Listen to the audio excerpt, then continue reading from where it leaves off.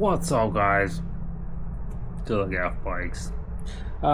So I just want to say, there's a lot of people out there that do same basic cookie cutter fucking builds. You know, you get your 630 millimeters, you get your my 1020 in a far driver, and then you run, you know, whatever wheels you want. Everybody does the same basic thing for the most part. I mean, a lot of the bikes, they look a little different, but what I like to do is things that are totally different. Things that people don't like to do. Things that don't catch people's attention until they see it. I got my KR5V mounted to the top underneath the seat here. So that's a little different. I've already had a couple of people ask me why I did that. Honestly, I like the fact that when the body and everything is on here, that the sprocket is going to be tucked in here, which means a lot of the chain motion and activity is going to be kept inside the caging, inside the plastics, inside of all that. I have a tendency to step right here and step on the sprocket while it's spinning, step on the chain and all that, and I figure this will help eliminate that. I might put some kind of guard here or something. I might just leave it wide open because the chain's going to be coming down, so it's not going to be, I mean, anything that touches it isn't going to, you know, get in the way. It's not going to obstruct or anything like that. Also, too, I like the fact that the 72-280 here is bolted up with all the wires on this side.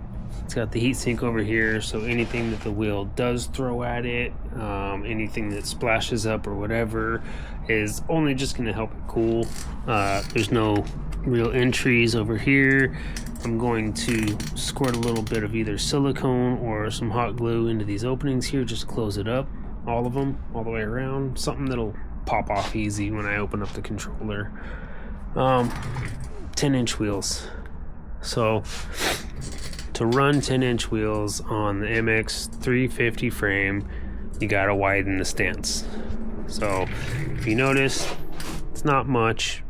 You only gotta widen it, you know, maybe half an inch each way, maybe 3/4 of an inch each way, so 1.5 inches total.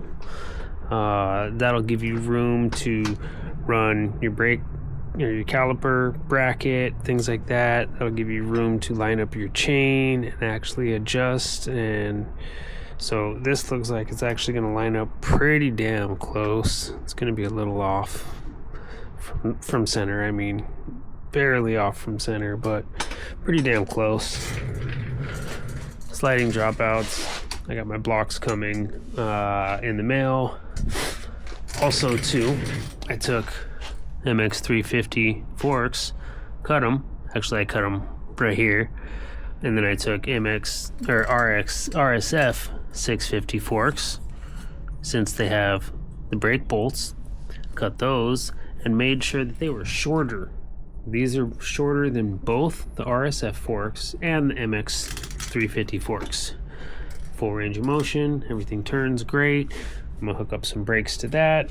So 10-inch wheels on a fully rigid MX350 low-key sleeper build. This thing's got a 72-volt battery, pushing 80 amps to a KR5V. So I can't wait to see this thing finished. It's coming along, but keep you guys posted.